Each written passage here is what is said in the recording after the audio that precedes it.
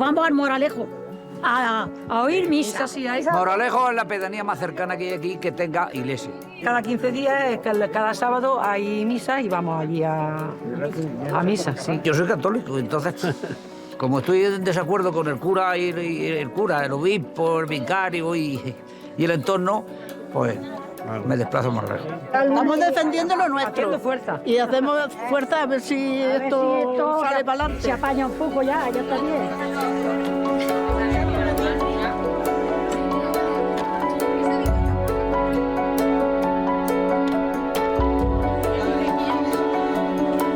Desde que el Obispado de Almería puso a su nombre el Centro Social del Pueblo, no hay tregua con los vecinos. Aseguran que no volverán a oír misa en su parroquia hasta que el conflicto no se resuelva.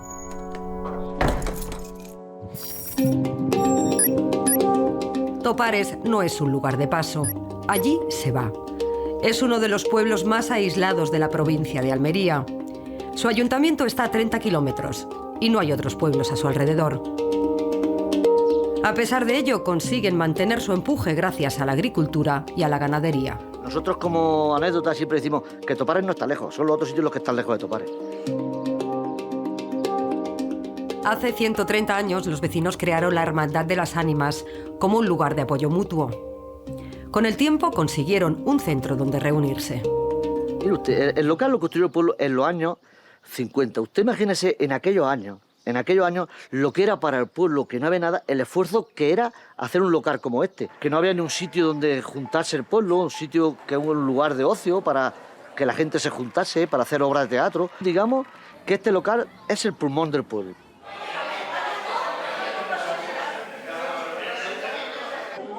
El local es nuestro, es de aquí, lo hizo la gente del pueblo. El que tenía dinero daba dinero y el que no hacía trabajo. Mi padre, como no tenía mucho dinero, pues vino y echó 3 jornadas, Claro, pero o aquí 4, había lo que mucho. sea.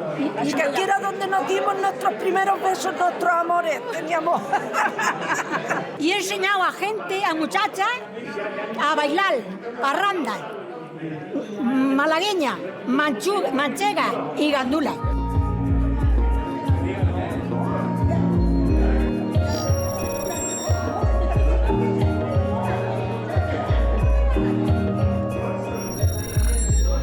Un día llega y me dice el párroco, tú, antes de que nadie entre a abrir el local social, me das las llaves. Digo, don Miguel, ¿por qué? Dice, porque los locales son del obispado. Digo, ¿cómo ha dicho usted? Dice, sí, es todo del obispado. Digo, pues mire usted, yo las llaves no puedo dárselas sin contar con el pueblo. Porque una cosa que sepa, que siempre explicaron nuestros antepasados, que la han hecho ellos, no tengo por qué darle la llave a usted. Entonces me dijo, Alfonso, si es que se lo dé a alguien sin contar con nosotros, mandaremos a la Guardia Civil. De hecho, ¿qué ocurrió? Cuando me empezó la familia que abrió el local, me llaman todos los vecinos, Alfonso, que está aquí el sargento. Y vino el sargento de la Guardia Civil a pedirnos las llaves y los papeles del local. Y yo le dije al abogado, oye, ¿qué pasa aquí? Vamos al registro de la propiedad para ver realmente qué es lo que pasa.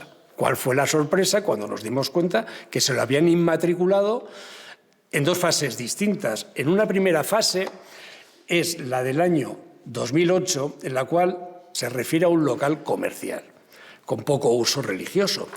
Pero es que en el año 2014, que este fue el que en principio nos solicitaron las llaves, es adquirida por inmatriculación en virtud de certificación de fecha 3 de abril de 2014, expedida por el obispo de Almería. Entonces fue cuando dijo, dice, madre mía, lo que es que os lo han quitado todo. Además del salón social, tenían otros 2 locales. En uno hay una asesoría financiera que ya tiene un contrato de alquiler con el obispado. En el otro está la peluquería de Sonia. Ella también recibió un burofax. Que tenía que entregar las llaves porque era suyo. Vamos, básicamente era eso. Al principio me asusté y ya hablé con Alfonso, que es el presidente de la hermandad, y ya pues me dijo que al corralillo también se lo habían enviado y todo eso. Pero en fin, vamos a ver qué pasa. El obispado de Almería no ha querido aparecer en el programa, pero nos ha explicado que los locales se construyeron en terrenos de su propiedad y acusa a la hermandad de alquilarlos sin declarar los beneficios. Sí que es cierto que la hermandad existe desde 1893, pero sí que es cierto que no ha presentado las cuentas, que no está inscrita, pero todo ese dinero, ese rendimiento que daban estos inmuebles iba destinado a la Iglesia, a la luz, al agua, a las pequeñas reparaciones. La Hermandad de Ánimas también sustituyó el suelo de mármol de la Iglesia, todo lo hizo desinteresadamente. El obispado nunca ha puesto nada. Y yo me pregunto, para el obispado, ¿qué significa tener este local? ¿Qué valor económico puede tener un local en una pedanía de 200 habitantes? Es que estos señores no sabrán qué es un mandamiento, no sabrán lo que es el 7º mandamiento, no sabrán lo que dice el 10º mandamiento. Esto es muy triste lo que está ocurriendo en el pueblo. Entonces nos sentimos muy ofendidos y yo desde aquí quiero decirle otra vez al obispado que sepan que con Topares se confunden. Lo que es nuestro no se lo vamos a dar. Como todos sabéis que le escribimos una carta al Papa. Le escribimos la carta al Papa para que él interceda sobre el caso que tenemos aquí, para ver si nos podía echar una mano a solucionar nuestro problema con el obispado. Yo, personalmente, y como pedáneo, hubiera denunciado ya al señor obispo. Todo tiene una redacción, hay que redactarla, hay que fundamentarla, hay que documentarla, pero prácticamente para después del verano se presentará la demanda. Los jueces son los que tienen la última palabra. Yo creo que la última palabra la tiene el obispo y la tiene el cura, porque si ellos cambiaran, no habría necesidad de denunciarlo. Antes de llegar a los juzgados, eso lo que ha dicho José, sería lo primordial, que antes de eso tenían que decir, venga, tendrían que tomar ya carta en el asunto y de ya tomar la decisión que tienen que tomar. El mensaje de Jesucristo no está en las catedrales, no está en el Vaticano, no está en los grandes eventos, está en el pueblo, está en la gente y se les está olvidando. Estás perdiendo facultades.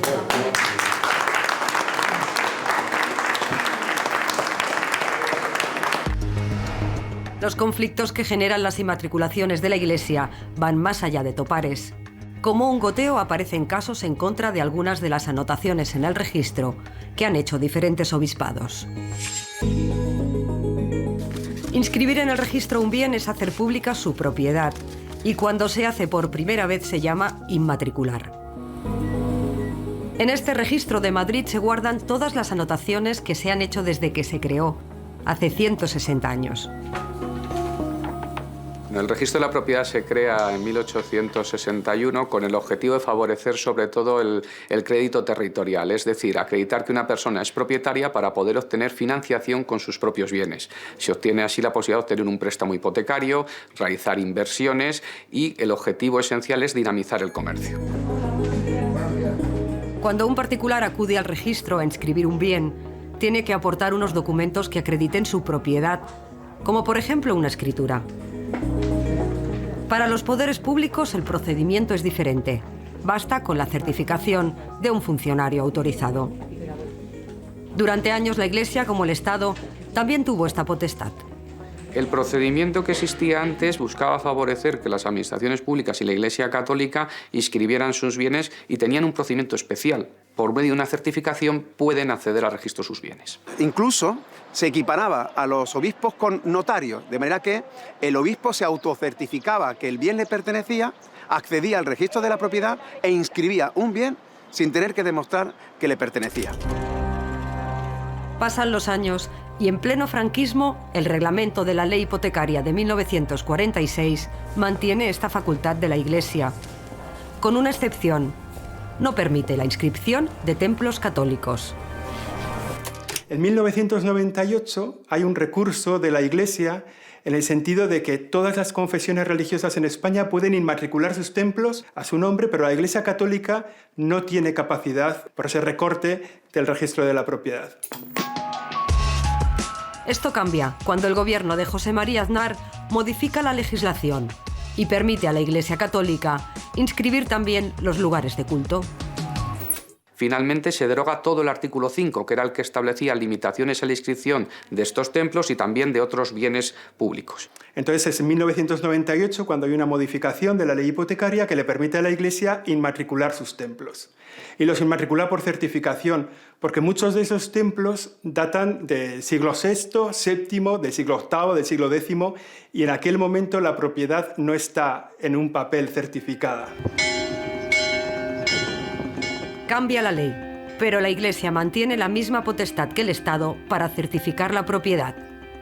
A partir de ahora puede inscribir también a su nombre ermitas, iglesias, catedrales. O sea, la equiparación de iglesia con administración pública pues, es normal durante una dictadura, pero esa equiparación cae por su propio peso, deja de tener sentido con la entrada en vigor de la Constitución española. La Iglesia no tiene privilegios. Es el registro de la propiedad el que en su creación invita a las autoridades públicas y a la Iglesia a inmatricular los bienes que tienen. Y les invita a hacerlo por el sistema de certificado, igual que hacen las administraciones públicas todavía hoy.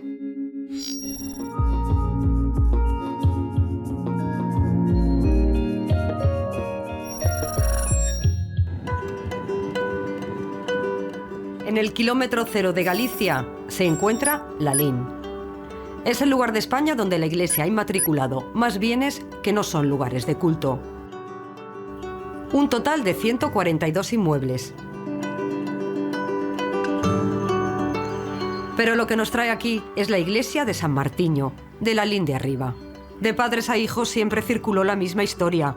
Fueron los vecinos los que lograron salvar la iglesia del derrumbe. Si no fuese por la iniciativa de los vecinos, esto a día de hoy no existiría. Tras estas piedras se esconde la causa del conflicto. Era el año 1905 y con ellas se iba a construir una nueva parroquia. El pueblo se unió para evitar la demolición. Los vecinos, ante su falta de acuerdo con esa decisión, decidieron hablar con el obispado y adquirir ese material. Lo que compraron fue una edificación, porque no es material ahí que está extendido piedra sobre piedra en un solar vacío. La administración y la conservación de esta edificación siempre correspondió al vecindario. En los últimos 100 años, lo único que hizo el obispado respecto a esta edificación fue ir al registro e inscribirla a su nombre. Fue lo único. O sea, no hizo ninguna otra cosa. No tenemos llave desde que ha sido inmatriculada sin ninguna explicación, de un día para otro, cambiaron la cerradura y se hicieron ya propietarios. Pero nos enteramos, yo por lo menos, que la matricularan a su nombre cuando pasó eso, si no nadie sabía nada tampoco. Intentamos hablar con el obispado y lo hicimos, estuvimos en Lugo hablando con ellos, pero no hubo ninguna posibilidad. Estaba inmatriculada, la consideraban ya su propiedad y se consideraban los dueños. Ya no hubo ninguna negociación posible. Decidieron reclamar judicialmente. Reunieron toda la información de que disponían, como la escritura de compra de las piedras firmada por 6 de los vecinos. Paralelamente a esa escritura pública, se realizó un listado que dice: lista de los señores que han contribuido con limosna para pagar la adquisición de la iglesia de Lalín de Arriba. El propósito, yo creo que queda muy claro. Si no fuese por esto, esta gente no pondría su dinero, digo yo.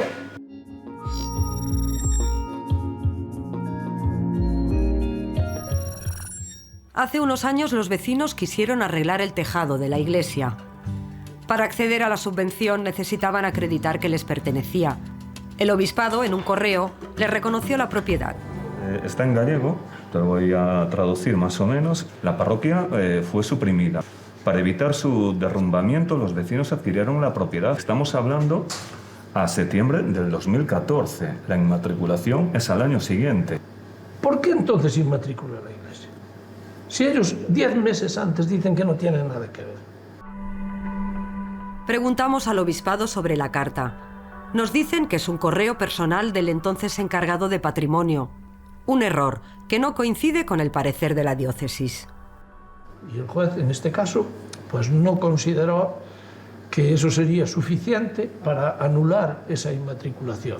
Y bueno, los vecinos en este caso hemos perdido lo que era nuestra iglesia como tal.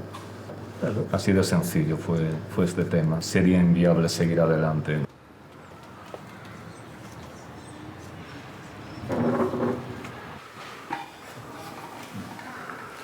pequeñito problema con el tema de las inmatriculaciones, bueno, fue una cosa sin mayor relevancia. Había algunas dudas en el tema de la inmatriculación, dudas que ya en el catastro pues, habían quedado hace ya muchos años despejadas, porque esto ha sido siempre propiedad de la Iglesia Católica, ¿no? Entonces, en este caso, pues dices, oye, pues ante una cuestión que no se tiene por una parte, que era la parte de algunos vecinos, demasiado clara, pues que un juez aclare quién, en este caso, quién dice lo que es, y ya está, no hay mayor dificultad.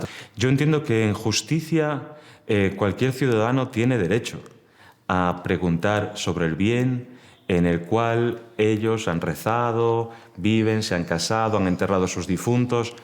Todo el mundo tiene derecho a poder preguntar sobre eso, ¿no? Es importante subrayar que la situación es completamente normal. No hay ningún problema por ninguna de las partes, ¿no? Todo lo contrario. O sea, es que es para cabrearse, ¿comprendes? A nadie se le pasó por la cabeza que íbamos a llegar a esta situación. Absolutamente a nadie. Nadie pensó en inmatricular. O sea, la gente lo único que pensaba en seguir utilizándola y seguido años y años. Como se venía haciendo. Lo mismo que se venía haciendo antes. Y dices, ¿y ahora legalmente es de ellos? Sí, está allí en un registro y en un papel inscrita su nombre. Pues nada más. La Iglesia es del pueblo, es que es del pueblo. Es verdad que es propiedad de los católicos, pero es para uso y disfrute del pueblo. Y no solo esta, sino que cualquier iglesia a la que vayas, los propios vecinos, que son los que la han mantenido cuidado, saben que es suya, ¿no? La propiedad es de la iglesia, pero es uso y disfrute de todos, ¿no? Es de todos, claro que es de ellos, sí pueden venir ellos igual que nosotros. Lo que nosotros pedimos es la administración, si siempre fue de la parroquia, porque ahora tiene que ser de ellos. ¿Qué pasará con esto a partir de ahora?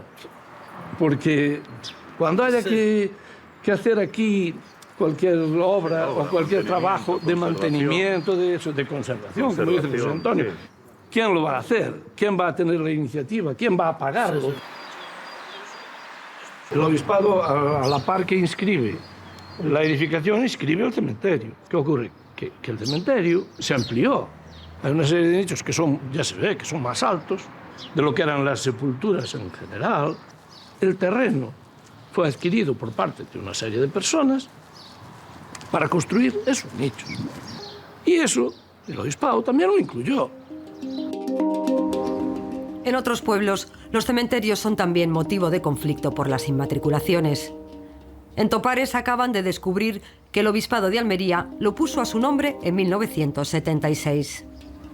El cementerio lo construyó el pueblo a raíz de un solar que dio un vecino del pueblo, porque mirad, si os dais cuenta, todos los nichos, todo, eso lo ha construido el pueblo y la hermandad, porque llegaban los vecinos y a lo mejor se apuntaban 20 vecinos. Oye, no hacen falta 20 nichos. Entonces la hermandad habla con el constructor y se hacían 20 nichos. Luego se vendían prácticamente al mismo precio que nos costaba. Ahora ha llegado el obispado y el párroco y no nos dejan ni tocar, porque ya se lo hemos dado a una empresa por 30 o 40 años y la empresa es la que tiene que ir y gestionar el cementerio. El pueblo dijo, ¿qué empresa va a venir a gestionar nuestros difuntos? De eso nada, porque los nichos los ha construido el pueblo y son del pueblo y como tal se han pagado. Y nosotros vamos a denunciar al obispado para hacerle entender que esto es nuestro. Era tan fácil inscribir que empezó a inscribir ya todo género de bienes. Es muy difícil que la ciudadanía entienda por qué se ha apropiado de una plaza, o de una calle, o de una finca pública, o de una vivienda, o de un local comercial, o de un garaje, o de un frontón, o de un cementerio, ¿no? No sé, yo creo que lo que está sometido a la ley me parece que es grueso calificarlo al por mayor o al por menor. O sea, es verdad que una diócesis tiene unos bienes que están situados en muy distintas parroquias, en muy distintos templos, y entonces se le da la oportunidad de inmatricular esos bienes y se hace. En Córdoba, la plaza de la Fuensanta se conoce como la Plaza del Pocito. Cuentan que en 1442 aquí se apareció la Virgen. Convertido en lugar de devoción, se creó un santuario. Hace unos años el Cabildo Catedralicio inmatriculó esta plaza y la iglesia, utilizando un método un tanto peculiar. Lo que se inmatricula es la dependencia, la casa del párroco, un patio, que es justamente la que se puede ver desde aquí perfectamente, y además unos anexos. Ahí está la trampa. ¿Cuáles son los anexos que se inmatriculan? Nada más y nada menos que la Plaza del Pocito, de más de 2.000 metros cuadrados, y la iglesia de la Fuensanta. Tanto a los colectivos, las asociaciones de vecinos de la zona, etcétera, pues evidentemente se cuestionaron qué es lo que está pasando. ¿Cómo se puede inmatricular una vía pública? ¿Cómo se puede inmatricular una plaza pública? El ayuntamiento de la época presentó una reclamación ante los tribunales, pero no se aceptó por problemas de forma. Han pasado los años, ha cambiado el gobierno municipal y el tema ha quedado en el olvido. No para los vecinos, que ven cómo se mantiene con su dinero un bien que ya no les pertenece. Para los jardines, la limpieza, el arreglo del suelo, cuando había problemas del ayuntamiento. A prueba de ello están aquí los mismos... Ahí están, para mirar las mirando las flores, mirando las palmeras y eso. Sí. Los mismos trabajadores del ayuntamiento. Porque había enfermedades. Más prueba que eso. Esto no va a poder estar siempre en la misma situación de ambigüedad. Habrá que aclarar por el organismo que corresponda si defecto la legalidad esto hay que regularizarlo de otra manera o tiene que ser revertido a lo que sería espacios públicos. No es el único caso en que la expresión edificio anexo conlleva algunas sorpresas. Cuando se va a inmatricular la Catedral de Sevilla en el año 2010, hacen lo mismo. Inmatriculan la catedral y los anexos, pero realmente no se refiere a cuáles son esos anexos. Y son nada más y nada menos que el Patio de los Naranjos y que la Giralda de Sevilla. Aquí también se da otra circunstancia. Se inmatriculó la iglesia como edificio adyacente cuando la ley no lo permitía. Que esta iglesia no se podía haber inmatriculado. ¿Por qué? Porque en 1987 los bienes de culto no se podían inmatricular. ¿Eso qué implica? Eso implica que cuando la iglesia llevó a inmatricular en 1987 precisamente pues todos estos bienes, el registrador no comprobó en absoluto qué es lo que realmente se inmatriculaba en los anexos y permite que se inmatricule un bien que no se debería de haber inmatriculado y una vía pública que tampoco se debería de haber inmatriculado. La verdad es que yo creo que son críticas injustificadas. Nosotros lo que hacemos es aplicar la ley y, por tanto, mientras estuvo vigente el procedimiento, inscribíamos los bienes que se ajustaban a ese procedimiento. Y se practicaban las inscripciones porque no estaban inscritos a favor de una administración pública. Todas las inmatriculaciones son nulas de pleno derecho porque son inconstitucionales. Y repito, eso no quita un átomo el derecho legítimo de la Iglesia Católica para poder inmatricular lo que verdaderamente le pertenezca y lo demuestre exactamente igual que tú y que yo. Conocer el total de las inmatriculaciones que ha hecho la Iglesia Católica ha sido desde hace años una reivindicación de diferentes sectores. Finalmente, el año pasado, el Gobierno presentó una lista que abarcaba el periodo de 1998 a 2015. Entendemos que tiene un valor en cuanto a volumen muy significativo, precisamente porque las inscripciones de los templos en su mayoría entendemos que se han practicado a partir de 1998. Se trata de 34.961 inmatriculaciones, de las cuales 20.014 se refieren a templos de la Iglesia Católica o a dependencias complementarias y 14.947, que son terrenos, solares, viviendas, locales.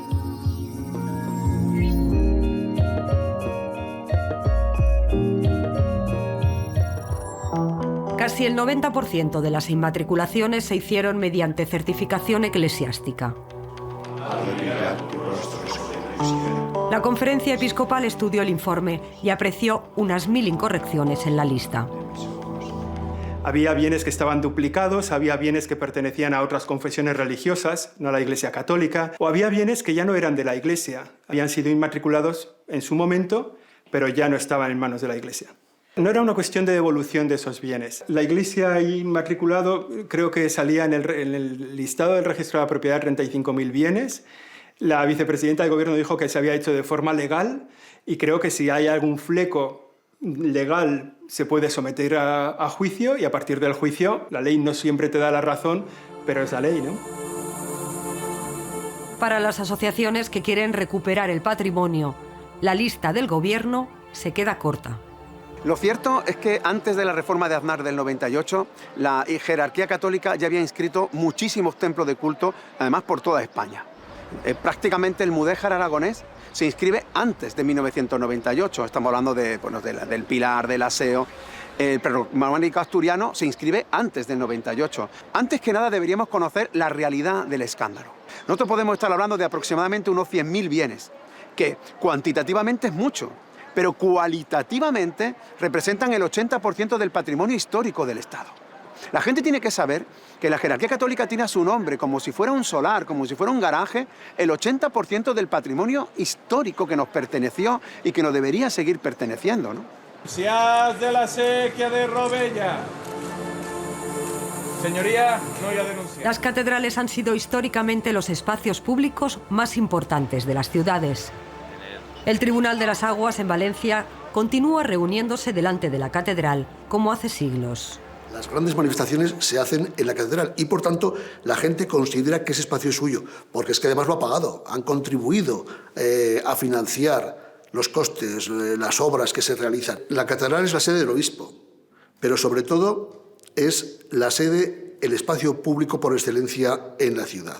El icono, el símbolo, la señal de que la ciudad está emergiendo, está floreciendo, que el comercio se ha desarrollado, que los burgueses de la ciudad, los comerciantes, los artesanos, tienen poderío económico y lo manifiestan invirtiendo en esta gran obra que destaca extraordinariamente como un elemento icónico en el espacio urbano.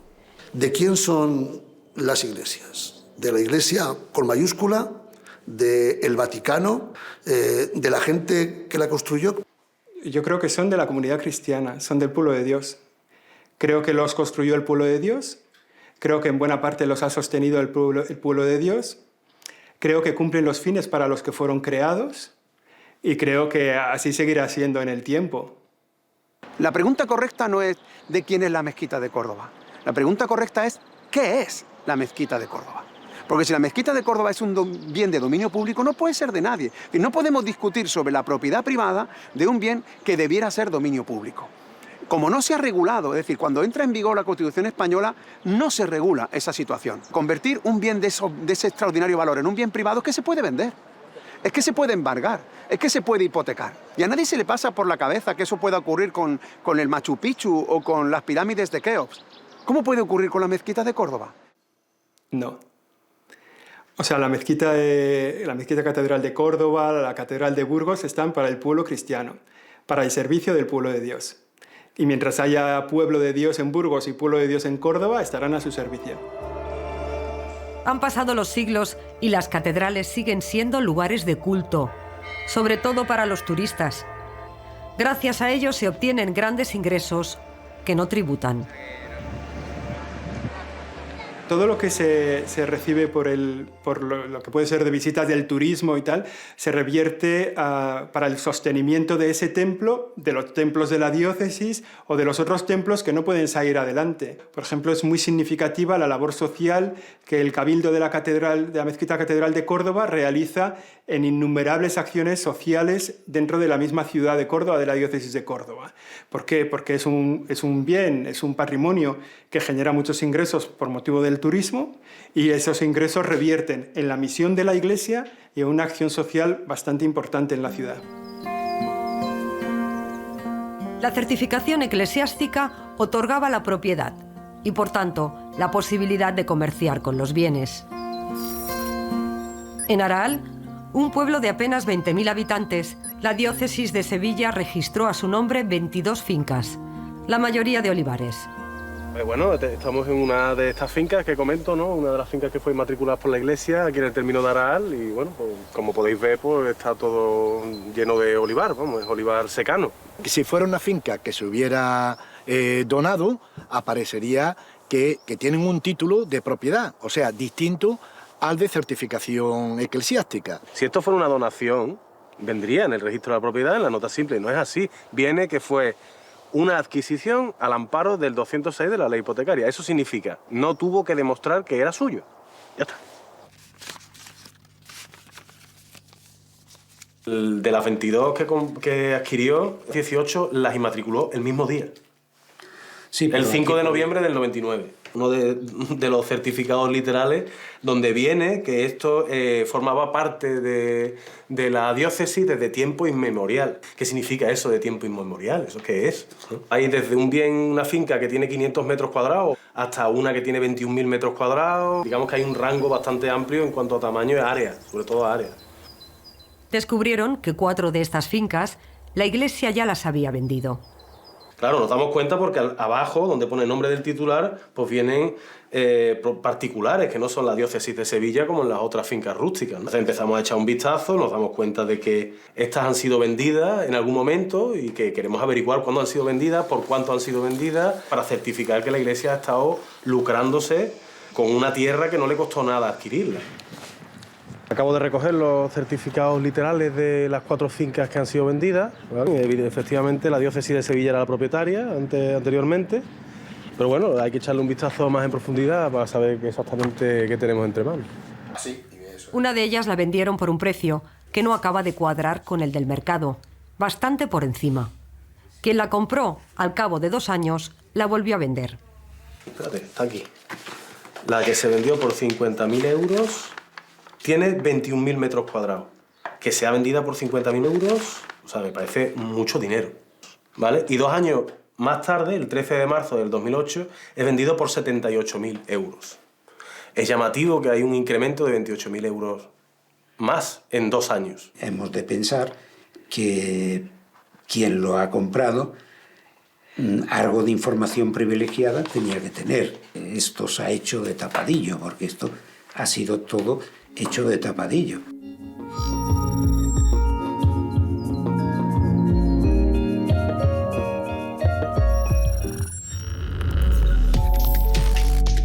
Muchas de las ventas que hace la Iglesia no acostumbran a salir a la luz pública.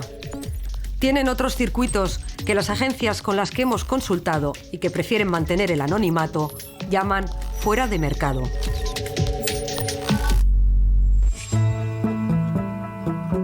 En Trabancas, cuando el cura falleció, la casa estuvo cerrada durante 10 años. En 2017, las hijas de Manuel decidieron comprarla. El sistema de venta fue mediante subasta, en este caso a través de una inmobiliaria. Fue comprada la casa conjuntamente con dos fincas. Entonces el obispado la puso en venta a sobre cerrado. Los vecinos, lo que se la quisiera comprar, tenía que poner una cantidad dentro del sobre y entregársela a la gente de la mobiliaria, y él te decían después si te la aceptaban, o había quien daba más, o no aceptaban por ese dinero. Bueno, esta es la casa por dentro. Nosotros pues le pusimos el tejado, tiene 360 metros y, como comprenderán, pues son muchos metros y requiere un gasto pues enorme. Él es de los antiguos del lugar y conoce la historia de cómo se construyeron esta y otras edificaciones. El cura hacía como promotor y, claro, algo aportaba también por el obispado, pero los vecinos eran quien pues ayudaban a traer la piedra, y se hacía todo un conjunto, como la iglesia y el cercado que tenía todo alrededor y tal. En Lugo, como en otros lugares, no son pocas las rectorías que se han puesto a la venta. Ahora mismo, si el sostenimiento de esos bienes en algún caso es imposible, pues la Iglesia Católica puede decidir, o los católicos deciden, o aquellos que nosotros tenemos como responsables de la misma, pues si se vende o lo que sea, pero siempre con este fin, ¿no? Cuando la Iglesia tiene que, como todas las personas, como todas las instituciones, las empresas y también las instituciones públicas, organiza sus bienes para el servicio que tiene que prestar, ¿no? Y si tiene que prescindir de un bien para sacar adelante una labor espiritual, por ejemplo, si tiene que vender una casa parroquial para arreglar el tejado de la parroquia, lo hace. Ahora se abre otro debate, y es el del mantenimiento y conservación del patrimonio eclesiástico. Las administraciones públicas invierten millones de euros en ello. Según la Constitución, el Estado está obligado a hacerlo.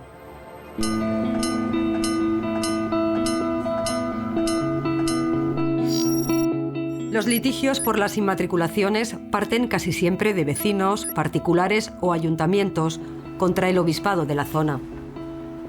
En el caso de Ayerbe, ha sido la Iglesia la que ha denunciado al ayuntamiento. El motivo es este santuario.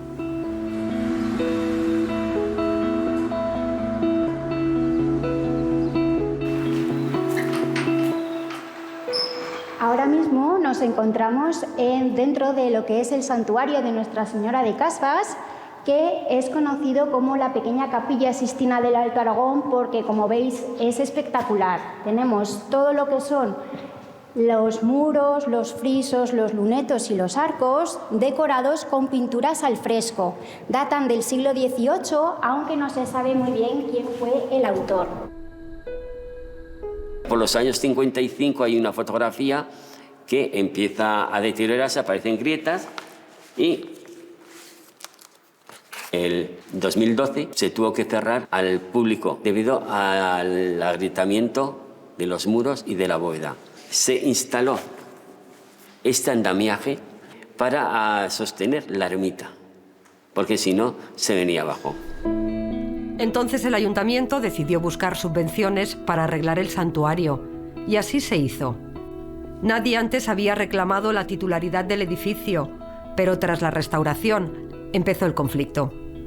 Intentamos la inmatriculación y la diócesis en ese momento lo que hizo fue llamarnos a una reunión diciéndonos y solicitándonos que retiráramos de catastro este bien inmueble y este terreno para poder inmatricularlo ellos. Dice que no lo piensa quitar y que tiene razones para decir que es suyo. Y ahí es donde empieza el tema. Se dice, oye, si no podemos llegar a un arreglo, lo tendremos que decidir judicialmente, pues se decidía judicialmente. Luego el juez ha juzgado lo que verdaderamente está acreditado, lo que no está acreditado y lo que ha sido sucedido, y ha dictado su sentencia. La sentencia se conoció hace unos meses y otorgaba la propiedad al obispado. Creo que lo podemos poner aquí. Un grupo de vecinos decidió organizarse para hacer oír su malestar. Perfecto. Entonces fue una sorpresa muy grande por parte de nosotros y de mucha ciudadanía de Ayerbe. Que si dicen que son propietarios, no hacían nada. ¿Pero de qué vamos, hombre? ¿Y ahora era todo arreglado? Ahora es nuestro. Y encima los jueces le dan la razón. En fin, yo respeto la justicia. No estoy nada de acuerdo con lo que han hecho, ¿no? Pero, hombre, no puede ser que no tienen vergüenza, hombre. Hay que presionar a todo el mundo. Llámese a jueces, llámese a obispado, llámese a todo el mundo. Yo no voy a cambiar mis sentimientos, yo soy creyente de siempre, ¿no? Pero desde luego no estoy ni con el obispo ni con la postura en estos momentos de la Iglesia, de quedarse con una cosa que desde cría yo he sentido como era del pueblo, de la gente del pueblo y tal. Entonces, en esto, como en otras muchas cosas también tengo que decir, no me identifico con ellos. ¡Ostras, qué guay! ¡Es preciosa! ¡Es preciosa! El ayuntamiento recurrió la sentencia y el caso está en la Audiencia Provincial de Huesca. Rebuscando en los archivos encontraron un nuevo documento para reclamar su titularidad. El ayuntamiento siempre ha ejercido de dueño y, de hecho, en el inventario municipal, que es un libro oficial del ayuntamiento, consta como propiedad del ayuntamiento desde el año 1977. Pero, aún así, tenemos documentación que ya data de 1750, en la que dice que el santuario de Casbas lo construyó el pueblo de Ayerbe. Cuando hablamos del pueblo, quiere decir que es el ayuntamiento el que representa al pueblo. Aquí lo podéis ver, es una fotocopia, no es el documento original. Pues dice, entre otras cosas, en el año de 1704, pareciendo al ayuntamiento ser corto templo, atraído de la devoción y de los prodigios, la dilató mucho más. Eso es, el ayuntamiento mandó a hacer este templo. Es que si eso fuera, si existiera ese documento, ¿por qué años después el ayuntamiento dice que es de la Iglesia y le reconoce que es de la Iglesia? ¿Y por qué si tiene ese documento pide permisos a la Iglesia para hacer actividades? Realmente en estos momentos este asunto está en un juzgado, ha habido una sentencia y ahora lo que hay que hacer es confiar en que la justicia se siga haciendo, bien confirmando la sentencia que se ha dictado, bien revocándola, pero porque el juez lo diga, no porque haya manifestaciones.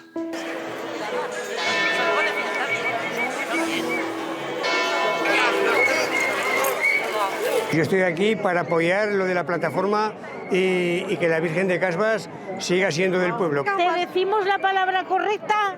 Cabreada. Yo. porque una cosa que es nuestra no tiene por qué quedarse el obispado. Ha pagado todo el pueblo, el obispado no ha dado ni un céntimo. Ha dado una mínima pero parte. muy poca cosa, es lo que ha dado.